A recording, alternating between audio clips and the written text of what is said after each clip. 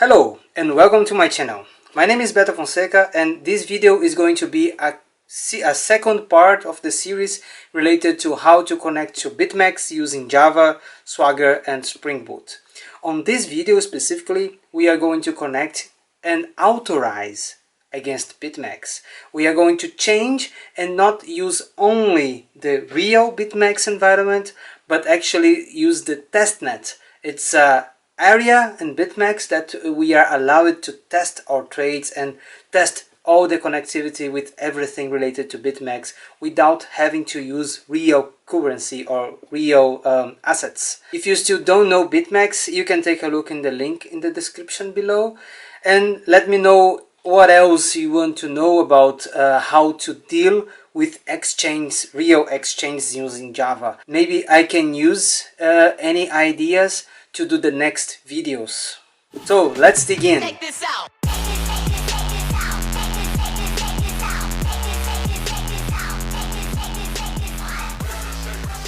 So continue connecting to Bitmex, our second part of our series. Now we are going to talk about how to authenticate against Bitmex. So Bitmex, if we come here, bitmex.com. This is the real Bitmex website, but we can also go to the test Bitmex. That's what we want to connect for our test cases. So for that we can connect to testnet.bitmex.com. Here we can also authenticate.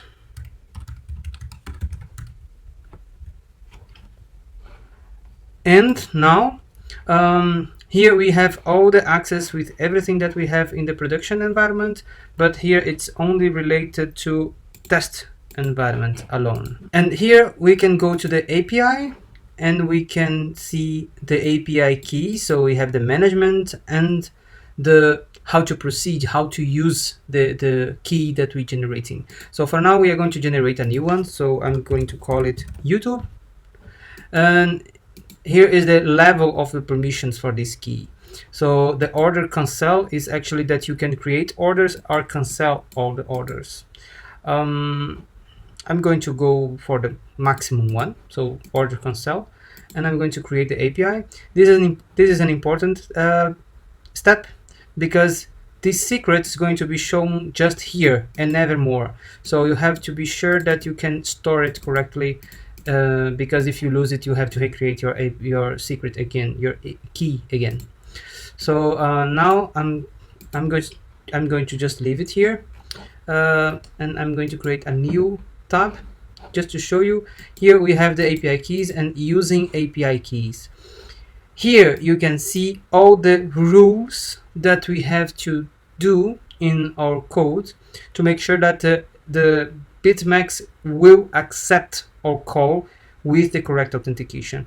There is some rules that we have to follow. For example, for doing a REST call, the signature should be calculated using the this is encryption over the API secret and using as a text the verb, the REST verb like get or post, plus the path that we are calling, plus the expiration time, plus the data that we are sending. So here we have a sample of how to do it, but in Python. It's not very complicated and it's not very different from Java, but in Java, yeah, we have some extra things that we have to do. So that's all for the API time. Let's take a look in the code.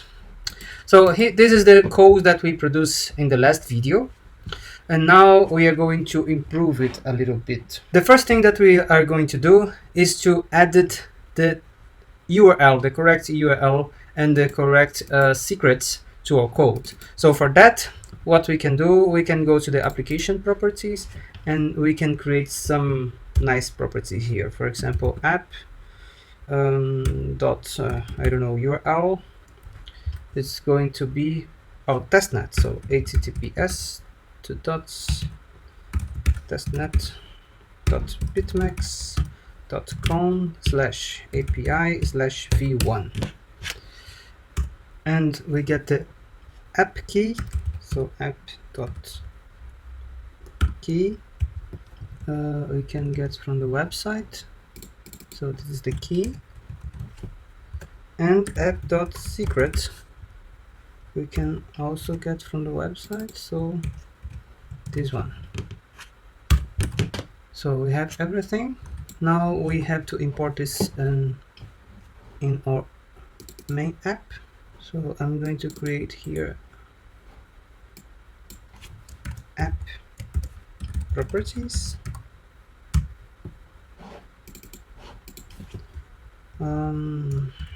It's going to be a configuration properties, and it's going to use the prefix app.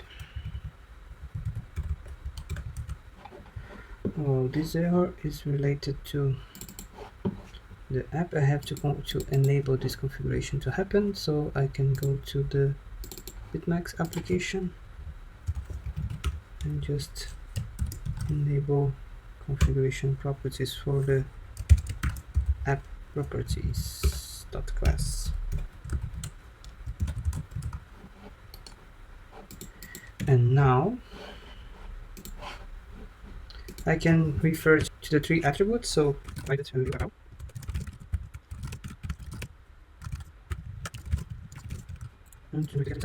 okay, so here we're done.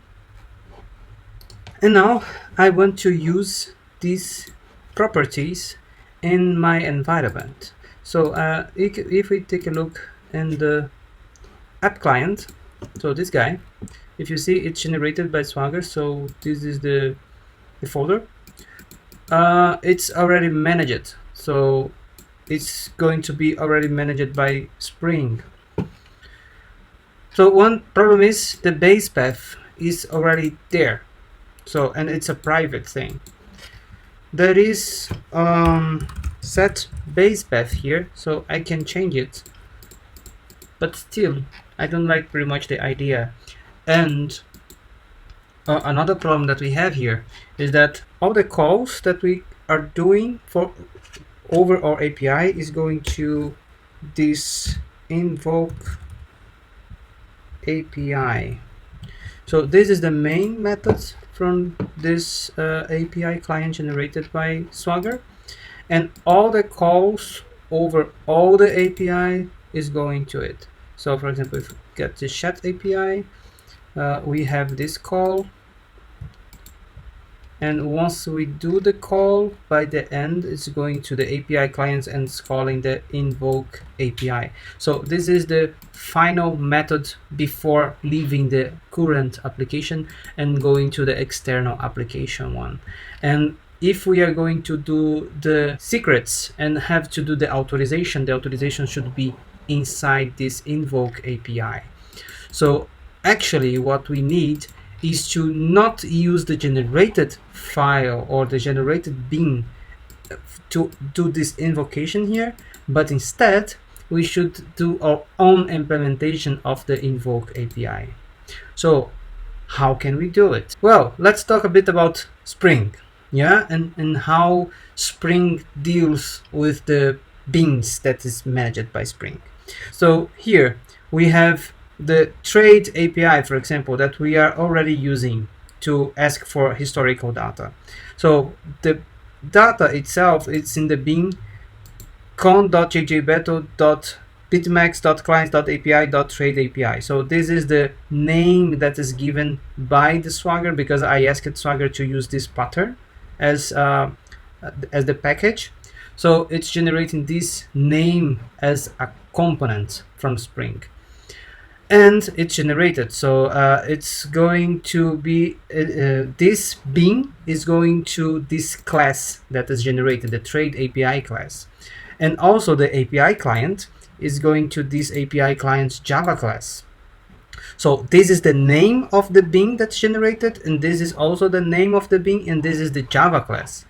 But what I want to do is I want to extend the current API client that is generated and do whatever I want over it.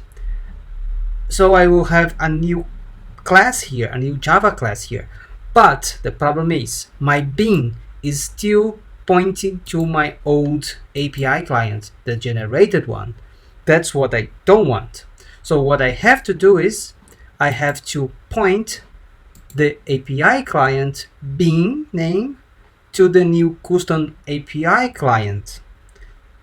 So in this situation here, every time that I'm injecting the trade API is going to get the correct trade API class, generated one, and it's going to wire the API client being, and this being, instead of asking for the API client, is going to instantiate the custom API client. And the custom API client will have some code that is custom, and it will extend the API client to use everything that is there that I need. So that's the plan. Now, how can we do that? So the first thing is we need to have our own class. So I'm going to create here a new package. It's going to be called client, and inside it we are going to have a custom API client. This custom API client is going to extend the API client, the generated one. And that's it. So the API client has this component here. So this is the bean name. I cannot just add it here because then I'm got in trouble. Let's take a look. Here I have just an old test, and boom. So what happened? Bean definition started exception. It's going to complain because you have now two components with the same name. What we can do about that? How can we fix this? Well, we have the API config. So instead of creating the bean here, what I can do, I can say, okay, don't do that, and instead let's create the bean here. So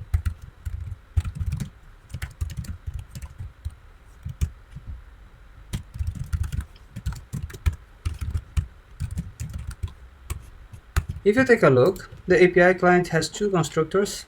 I want to use this one because I want to give my own REST template, because I'm instantiating it here. So I'm going to add it REST template here, and this is going to provide a bean with this name. Now I need to create this constructor here. That's going to call super REST template, and the super is going to the right place. So everything is fine. So let's take a look. I still have problem. What is happening? Well, in this situation, I'm still having the same problem, override exception, because I have two beans with the same name. But then I can give a hint. This way, I can give a hint to Spring to say, yeah, please allow me to do the bean definition overriding. How can I do that? So there is a spring.main.allow bean definition overriding, and I'm going to say true. So by default, springs don't allow to do bean definition overriding. So you have to say specifically to Spring to allow it. So now everything should work. Yes, everything is working now. Well, why did I do that? Well, another thing that I want to add it in my custom API is the app properties that we just created. So app properties. I'm going to add it here, app properties, and we can go to the custom client.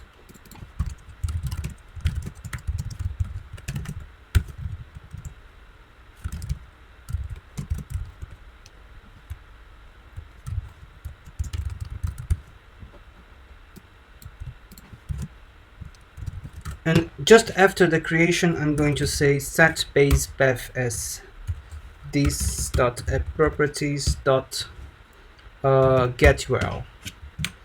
So every time that we are creating the custom API client, we are automatically setting the correct base path for everything. So it should still work, but with a small difference. Now, when I'm running the get trade history, I should go to the right base path instead of the old one. But actually the test is not doing that. Why? Because our properties here is set only for our base project, not for our test project. For that, I need to add it here, the resources folder and application.properties. And in this guy, I have to do everything the same. So now it should go to the correct one. Yes. Just to be sure, absolutely sure, I can do a small but effective test. I can just add it here and breakpoint and debug it just to see the thing happening. And yes, and our URL, as you can see here, is the testnet. So I'm going now to the testnet instead of our original endpoint for Bitmex. So everything's fine. Looks fine at least. So the next thing that we should do is we need to override how the API works, the API client works. How? As we discussed before, we have this invoke API. So this is the main method. So the basic thing that I'm going to do is I'm just going to copy it. So I'm going to copy it here. And obviously, well, there is some things that is not necessary. So the default headers, we are not using them actually. Nobody is executing. The only thing that I'm setting here is the Java SDK as user agent. To be honest, it's just not necessary to do here. So the first thing that I'm going to do is removing this guy. I'm not going to use the default headers anymore. The base path here is going to be get base path. So that's okay. And REST template is my REST template. So as I don't know if there is a REST template, get REST template, no. So REST templates are private. It's private inside the parent class, so I'm going to do also a reference here, REST template.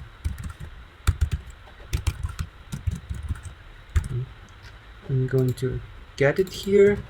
So now we have REST templates here.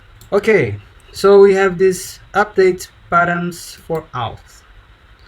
This is something that we don't have. Let's take a look. Update query and header parameters based on authentication settings. Well, we are going to do our own authentication, but just not to change too much things, I'm going to add it here. So this guy, I'm also going to have it here. But these authentications, maybe I have get authentications. Yes, I do. I'm not going to change this just because this is already provided and it's just working. But actually we are going to have our own authentication methods. So it's going to be overridden. But we can do it in steps actually. So we don't need to hurry. So now we have our custom code, let's call it. It's not actually custom because it's just doing exactly the same thing as before. But yeah, let's see if it's still working.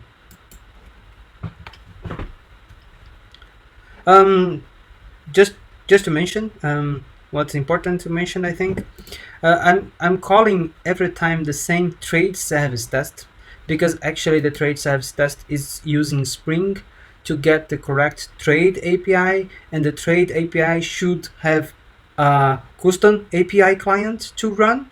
And this custom, it should have the API client, and as we are pointing to the new custom API, it's already running our code. So we can test again here just to debug to see if this is the code that we are calling. So this is the init, and now yes, this is our code we just created. So you see, we have the correct code being called every time that we are running the trade saves test. So okay, now we are calling to the testnet, but I don't want only to call the testnet, but actually I want to authorize against this testnet. How? Well, the next step is I need to do the authorization itself. So there is a couple of things that we need to take a look to do this authorization. So we need some things here. So we need the verb, the path, the expires, and the data. So the first thing that I'm going to take a look is this data. To get the data, actually the data is the body of the call. So I'm going to create here a content body, because actually body is already used here. It's going to be final. I do like to have this final variables here. Well, we have this content body, and where is the select body? This is from API clients. I don't want that. So I'm going to provide my own implementation here, because it's a bit different. It's a bit different from the way that it's generated. How different? Well, let's clean up things a little bit just to make it easier to read. So okay, we have the compatibilities, but the first thing is, if it's a form, it's going to be completely different from this, and if it's not a form, so we can return the object. So the thing is, if is a form, I have to do something. If it's not, then I can just return the object as it is. This is the first thing. And if it is a form, I'm going to return form parameters. Form parameters is actually a map, so I'm going to get the entry set and stream over it. So if it has values,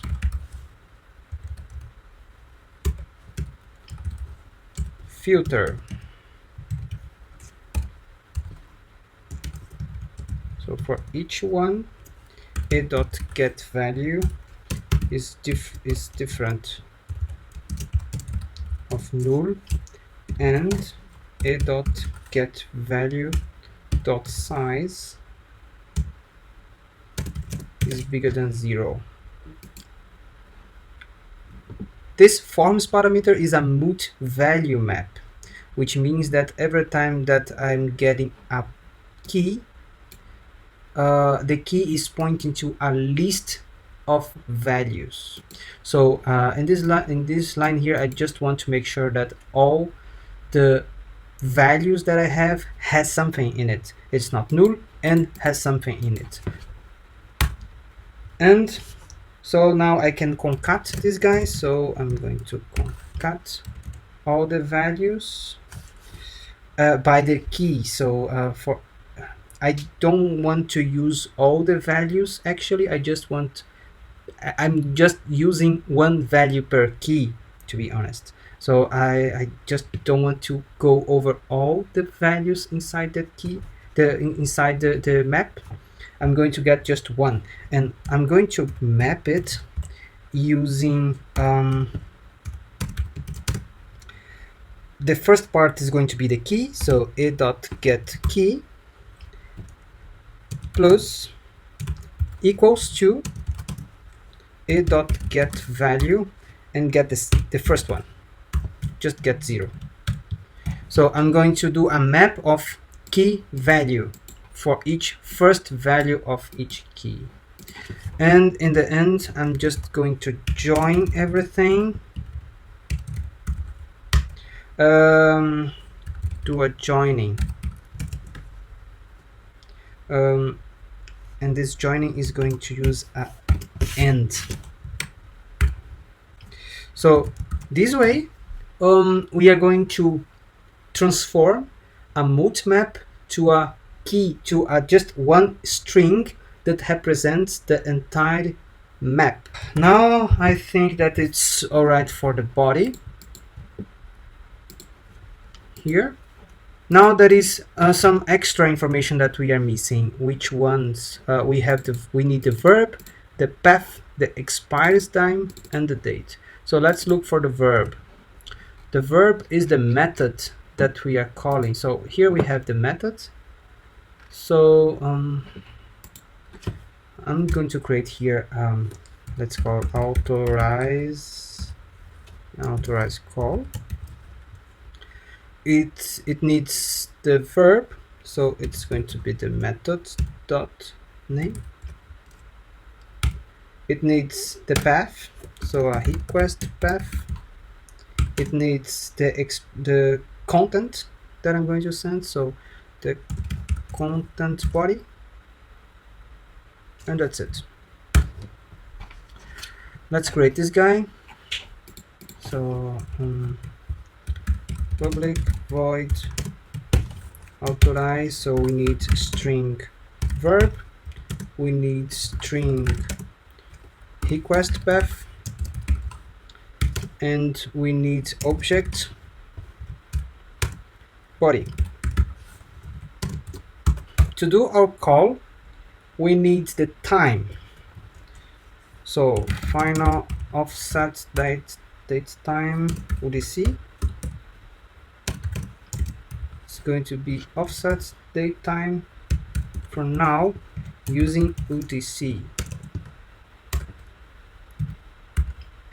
And then UTC dot 2 epoch seconds plus 15. This is going to be the API expires.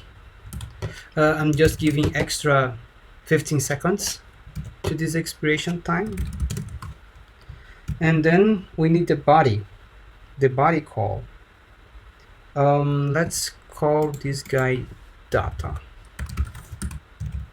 And then the body is a string. It must be a string in this case. So body, it's going to be like if data is null, then empty.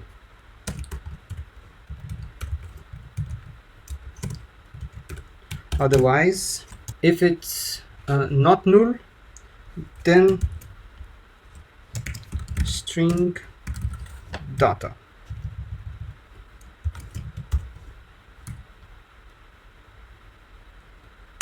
Okay, now we have a small problem because I need the body as string, purely string.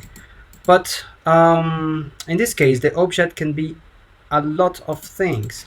At the moment here, when I'm doing the call, I know that my select body here is transforming this data into text. But it's just in case that it's a form. If it's not a form, and if it's another kind of data, then I can have problems. I want to avoid that. And to do that, I'm going to just do a small change. So I'm going to use Jackson to write any kind of object that is given here as a string. So here I can get object mapper from Jackson and private final object mapper and here this dot object mapper is equal to object mapper. So now I have an object mapper. We can deal with the creation of this object mapper later, but for now I just need an object mapper. So here, instead of just forcing the transformation of this data into string, what I can do, I can say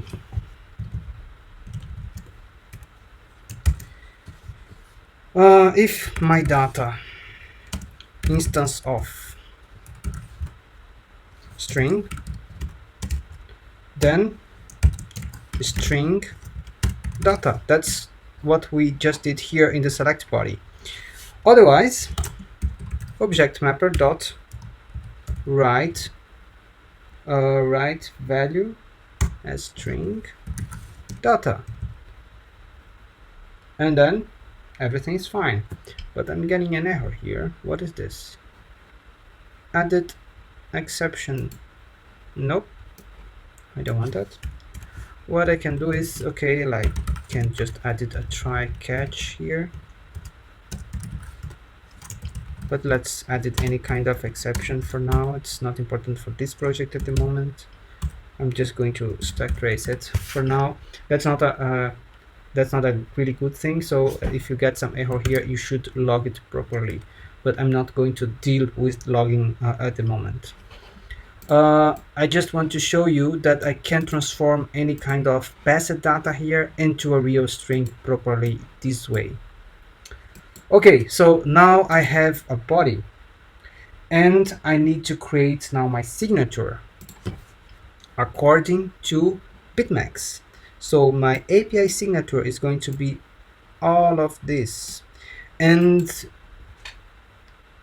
actually you can use the same algorithm not only for REST API, but also to connect via WebSockets. So maybe in the future we can do another video talking about the WebSockets in Bitmex.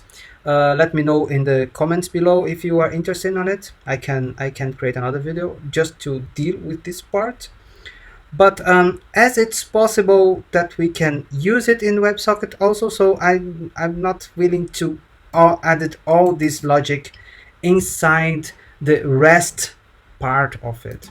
So what I'm going to do is I'm going to say here string signature. Let's just have it empty here just to save it for later. But okay, let's create a service for it. So let's call it I don't know, Bitmex service. So it's customized just for Bitmex stuff. It's going to be service, and the first thing that we need is the app properties, because to create the signature we not only the text is important, but also the secret, it's important also. The first thing that we need is the app properties, so final app properties or constructor. These dots app properties equal to app properties, blah blah blah. And finally our methods. So public, we need a string as a signature, so create signature final string text. So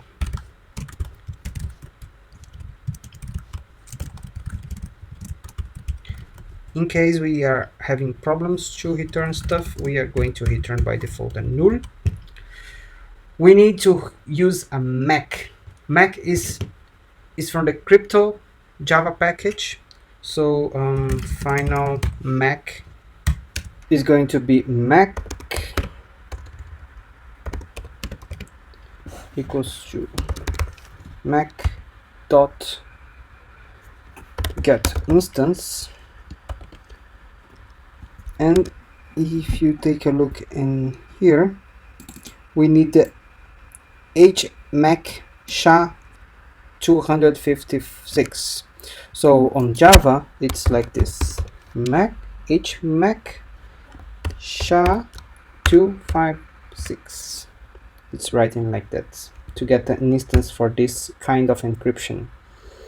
I put everything inside the brackets here on the try catch because yeah, we probably need to handle some exceptions. I don't want to handle exceptions for this tutorial. Final, so we need a secret key spec. So secret key spec, let's call it spec. It's going to be a new secret spec, and here we need the secret from Bitmex.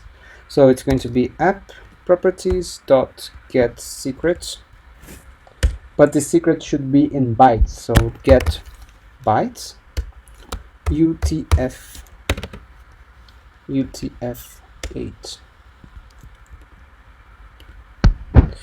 and we need to say to the spec what is the kind of algorithm. So it's the same, HMAC SHA-256.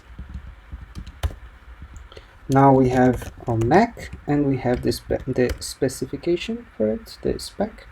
Now we can init our Mac with this spec. So Mac dot init with the spec. It initialized, and then we can do Mac dot do final and say what we want to do, what we want to encrypt.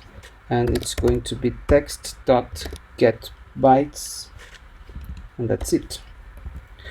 But the problem is, if you do a get to final, I'm going to get bytes from it.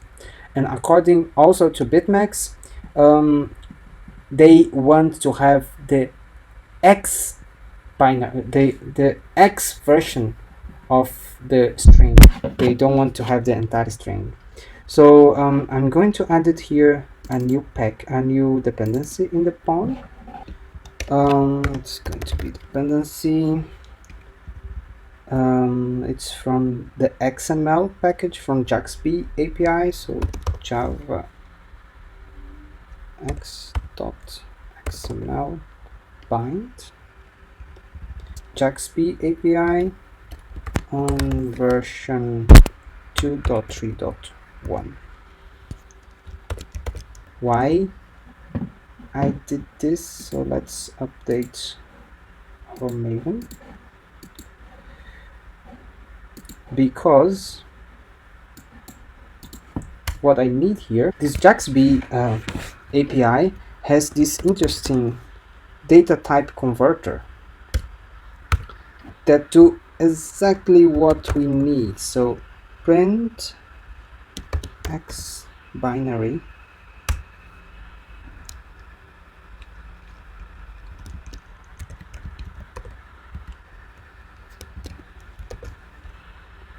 so this is the final hash that we want. This is the hash that we have to send. I'm not going to send the hash directly, but I'm going to turn everything in lowercase. So hash dot to lowercase. I know that it looks like a lot of magic happening here, but if you take a look and read all the specification according to Bitmex, you will understand every step that I'm doing here. And remember, this text actually is not one of this data, but actually everything, because the specification for WebSocket is a bit different. So the data that we have to aggregate here to create the API signature is a bit different. Because of this, I'm going to return to receive an entire text, whatever the text is, and I'm going to create an algorithm to do that, and I can reuse the same algorithm for both implementations. So this is the create signature. So now we can come back to the custom and we can implement it here. So we can let's make it a bit more nice to read. So this and now this Bitmex service, private final Bitmex service, and then this dot Bitmex service, everything's there. So I can come here, and in the signature I can say, okay, bitmex.create signature, and it's receiving a text. What is this text? According to the specification, we need the verb. So the verb, it's there, and we have to sum it with the path. What is the path? The path is the request path. Yes. And we need to add the API expiration. So API expires. And we need the body. Well,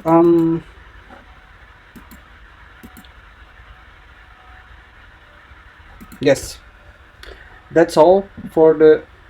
Well, I don't like to have this long here, so I'm going to transform this guy into string and just stringify it. It's not mandatory, but whatever. I do like to do everything like very strict. So now we need to set 3 headers. The first one is the API key. The second one is the API expires. And the third one is the API signature. You can check this in the API also. So API expires, API key, and API signature. This is the 3 headers, HTTP headers that we need to set. How can we set this? Well, if we come back here, you will see that we have this body builder here, the request builder, and the request builder object. If we take a look on it, it has header. We can set the header there. So what I'm doing is I'm going to set this guy. I'm going to add it here in the authorize call method. So request builder dot header, and then each of my headers. The API key is the app properties dot get key. The next header is the API expires. The API expires is the API expires value. You see, that's also, it's the header accepts a string. So if I had a long here, yeah, I would have some problems. I would have to convert it anyway here, so whatever. And then the last one is the signature. Is the signature that we just have created. So now we have a request builder pointing all the headers, but I have to adjust here my authorize call. I have to add the request builder, but there is still one thing that's missing. So we are missing the request path, and actually the request path, we can get it. So we are missing the request path, and the request path, actually, if you see here, we have this component that is creating the entire HTTP URL based on the base path and the path that we are calling. So this is the base path that we are running our request, and this line here, it's creating a complete path for it based on the base path plus the path that we are calling. So I can create here a request path, a string request path. It's going to be the builder. Then we are going to build the URL based on it, do a toString on it, but this is going to provide us something like https://testnet.bitmex blah blah blah blah blah /API/v1/ our nice path. So what I need just this.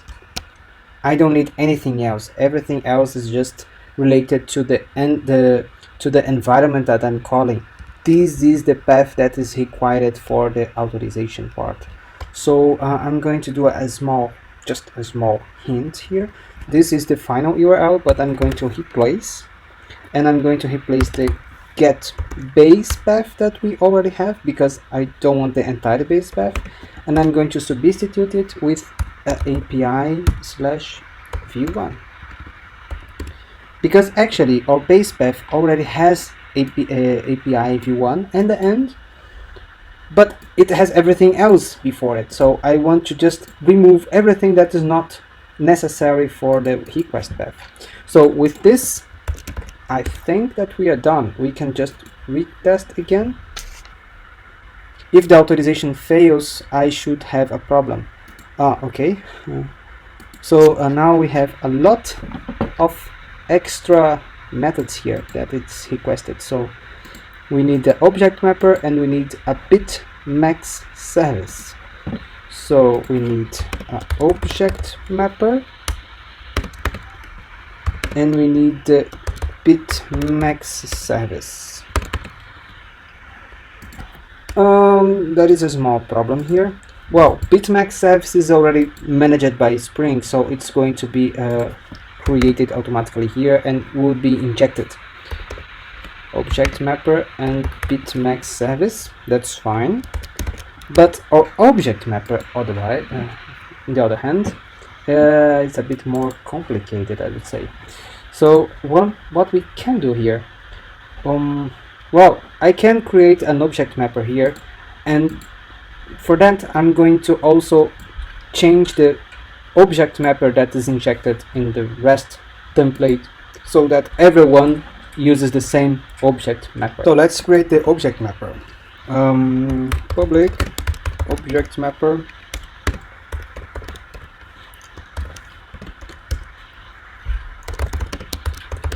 So the object mapper that we want to create, it needs to have some hints to deal with the new Java 8 libraries. It's important because we are using instant everywhere in our model. So, and I also want to do some extra stuff. For example, the serialization, it should include the non-null. This is one small thing, but I do like to use. Other thing that we want to do is disable the fail on unknown properties.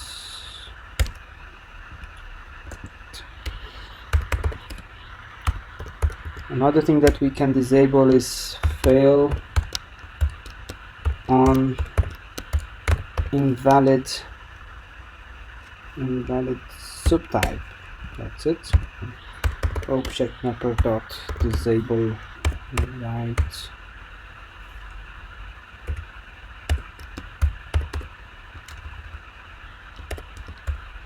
dates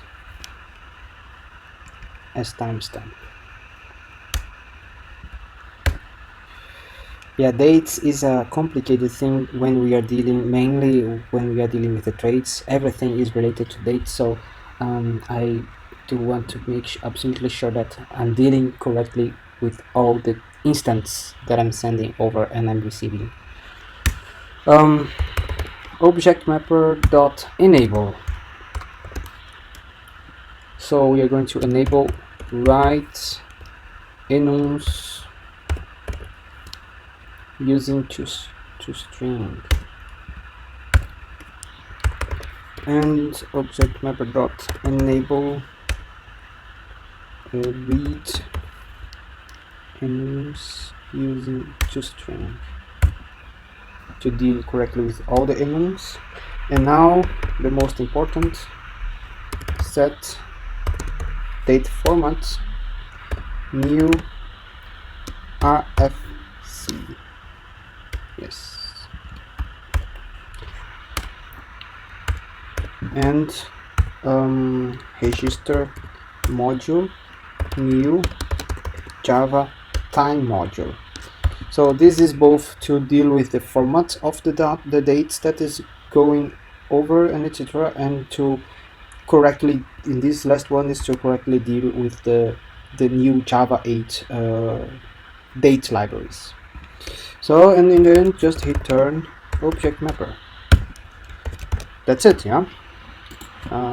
We have to register that this is a pin, and now we can import it. For example, here it's going to import this object mapper that we create here.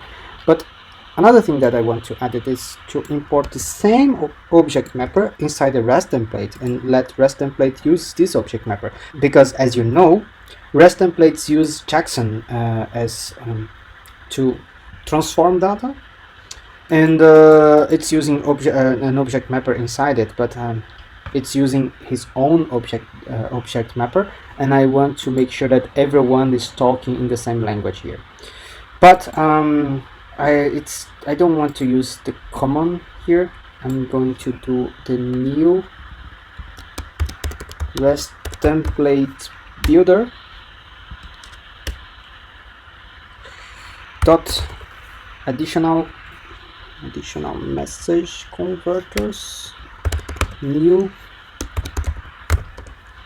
mapping Jackson to HTTP message converter using object mapper. Yes, dot build. So now I'm building a new REST template and saying, okay, when you're doing a conversion, HTTP message conversion, you should use this object mapper. And now I think that everything should work. Everything is still working. But I want to test now if I can go to a specific endpoint that is enclosed just for authorization. At the moment, we have just one service that is going to Bitmex, is the trade service. So now I want to have another thing. I want to get the wallet.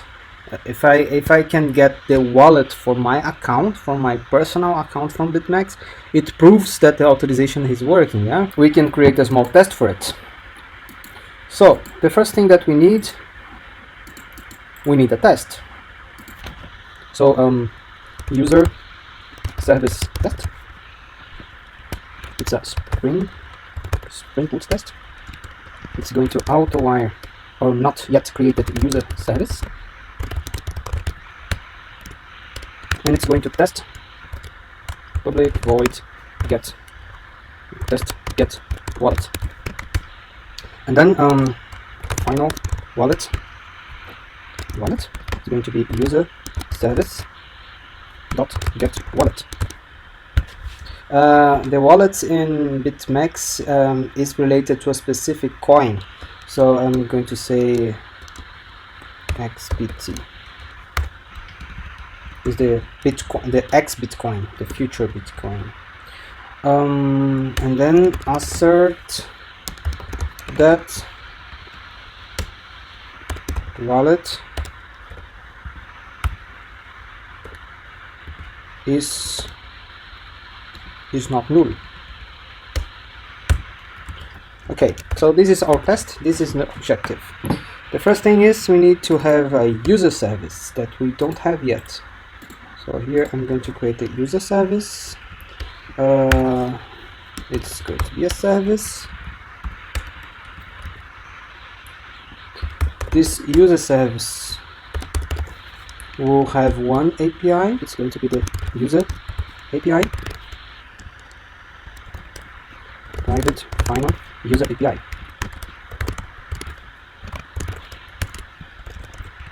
And we need our method. It's public wallet get wallet with a string symbol, and then here we can hit turn user API dot user get wallet currency symbol. I think that it's pretty much everything. Let's see if the test works. So test There's no errors anymore.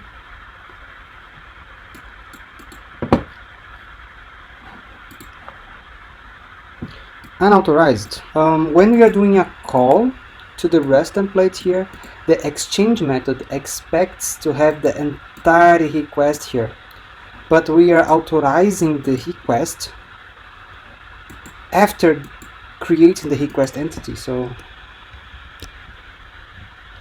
we should first authorize the request and add it to the header of the builder, all the headers that's necessary to do the authorization. And after that, we can do the request entity and pass it to the exchange method. Let's try again. Yes, it's working. Let's see. After checking it, let's just print out, just to see what is there.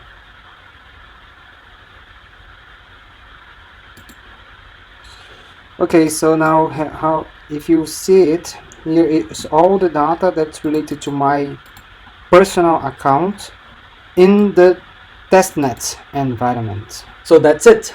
That's everything that we need to do and complete authorization on Bitmex. And our environment now, it's dealing with the testnet, but all the steps to work in the real environment or in the real the production environment, you just need to change the URL and the key and secrets that's generated by the API key management on Bitmex. So everything works pretty nice. I'm not creating a controller level in this sample application. I'm using only the test case scenarios in the test area, but you can just create a REST endpoint to deal with your trade bot, or you can use different kinds of other approach, for example using a Slack bot or a Telegram to connect to, for example, to send commands and this kind of stuff. So it's up to you. I didn't want to go too much into this area of the problem, but if you are interested to know how we can interact with this bot, let me know. Maybe we can do a video just related to how can we connect in different ways to this bot. So I hope that you all enjoyed as much as I do in this video, and see you soon. Goodbye.